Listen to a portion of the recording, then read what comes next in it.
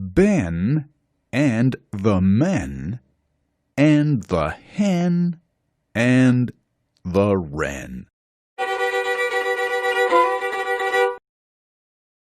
Ben and two men, a hen and a wren,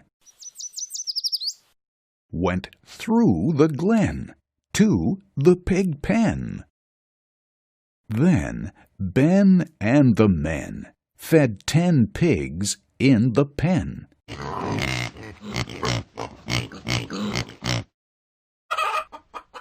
To the cluck of the hen and the song of the wren.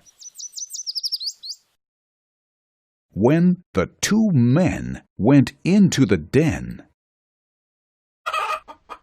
Ben fed the hen and sang with the wren. The